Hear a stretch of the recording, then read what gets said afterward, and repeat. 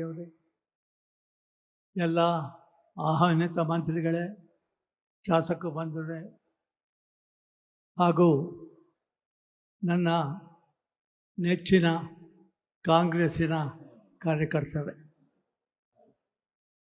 ಬಹುತೇಕ D K Shivakumar ಭಾಳ ದಿನಗಳ ಕಾಲ ಕರ್ನಾಟಕ ರಾಜ್ಯಕ್ಕೆ ಕಾಂಗ್ರೆಸ್ ಪಕ್ಷಕ್ಕೆ ಒಳ್ಳೆಯ ಕೊಡುಗೆಯನ್ನು ಕೊಟ್ಟಿದ್ದಾರೆ. ಭಾಳಷ್ಟು ಜನರು ಡಿ ಕೆ ಅವ್ರನ್ನ ಚೇಂಜ್ ಮಾಡಿದರೆ ರೀಪ್ಲೇಸ್ಮೆಂಟ್ ಯಾರು ಬರ್ತಾರೆ, ಕಾಂಗ್ರೆಸ್ ಕಾರ್ಯಕರ್ತರನ್ನು ಯಾರು ನೋಡಿಕೊಳ್ತಾರೆ ಎಂಬ ದೊಡ್ಡ ಪ್ರಶ್ನೆ ಹೈಕಮಾಂಡ್ಗೂ ಮತ್ತು ಕರ್ನಾಟಕ ರಾಜ್ಯದಲ್ಲಿ ದಿನನಿತ್ಯ ಮಾತಾಡ್ತಿದ್ರು.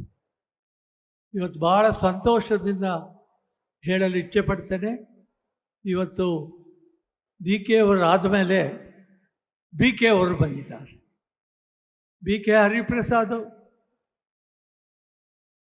ನೇರವಾಗಿ ಅಧ್ಯಕ್ಷರಾದ ಮೇಲೆ ಯಾರ್ಯಾರು ಕೆಲಸ ಮಾಡ್ತೀರಿ, ಪಕ್ಷಕ್ಕೋಸ್ಕರ ದುಡಿತೀರಿ, ಅವರು ಬಿ ಕೆತೆ ಬರ್ರಿ, ಯಾರು ಪದವಿ ಬೇಕೋ ಅವರು ಡಿ ಕೆತೆಗೆ ಹೋಗಿರಂತ ಭಾಳ ಹೆಮ್ಮೆಯಿಂದ ಹೇಳಿದರು.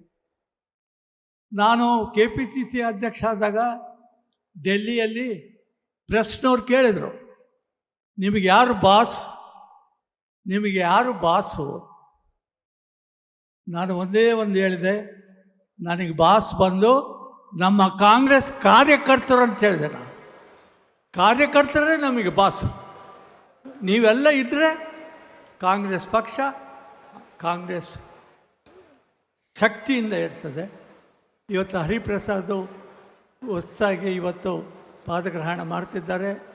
ಇವತ್ತು ಎಲ್ಲ ಒಳ್ಳೊಳ್ಳೆಯವರು ಇವತ್ತು ಕರ್ನಾಟಕ ಕಾಂಗ್ರೆಸ್ ಪಕ್ಷಕ್ಕೆ ಅಧ್ಯಕ್ಷರಾಗಿ ಇವತ್ತು ಕೆ ಪಿ ಸಿ ಸಿ ಮಾಜಿ ಅಧ್ಯಕ್ಷರು ಶ್ರೀ ಮಲ್ಲಿಕಾರ್ಜುನ ಖರ್ಗೆ ಆಗಿದ್ದರು, ದೇಶಪಾಂಡೆ ಆಗಿದ್ದರು, ಡಿ ಕೆ ಶಿವಕುಮಾರ್ ಆಗಿ ಇವತ್ತು ಕರ್ನಾಟಕ ರಾಜ್ಯದ ಮುಖ್ಯಮಂತ್ರಿ ಆಗಿದ್ದಾರೆ.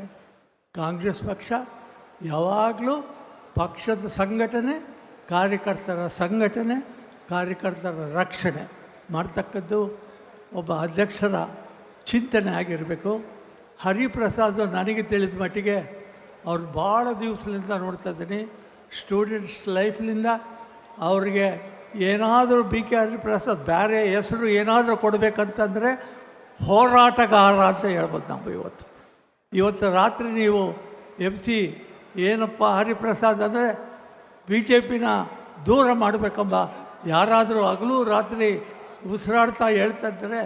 ಇವತ್ತು ಇಬ್ಬರು ಹರಿಪ್ರಸಾದ್ ಮತ್ತು ಡಿ ಕೆ ಶಿವಕುಮಾರ್ ಇಬ್ಬರ ನೇತೃತ್ವದಲ್ಲಿ ಮುಂದಿನ ಎಲೆಕ್ಷನ್ ಚುನಾವಣೆಯಲ್ಲಿ ಮತ್ತೆ ಕಾಂಗ್ರೆಸ್ ಬಂದು ಜನರಿಗೆ ಒಳ್ಳೆ ಕೆಲಸಗಳು ಮಾಡ್ತಾರೆ ಎಂಬ ಆಸೆ ಇದೆ.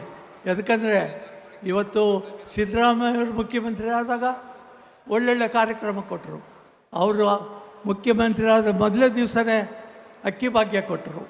ಇವತ್ತು ಡಿ ಕೆ ಶಿವಕುಮಾರ್ ಮಂತ್ರಿ ಆದಗಳಿಗೆ ಯುವಕರಿಗೆ, ಬಡವರು, ಭಾಳಷ್ಟು ಜನ ಬಸ್ಸಿಗೆ ಹಣ ಇರೋದಿಲ್ಲ, ಸ್ಕೂಲಿಗೆ ಕಳ್ಸೋಕ್ಕೂ ಹಣ ಇರೋದಿಲ್ಲ, ಅವರಿಗೆ ಫ್ರೀ ಪಾಸ್ ಮಾಡಿಕೊಟ್ಟಿದ್ದಾರೆ.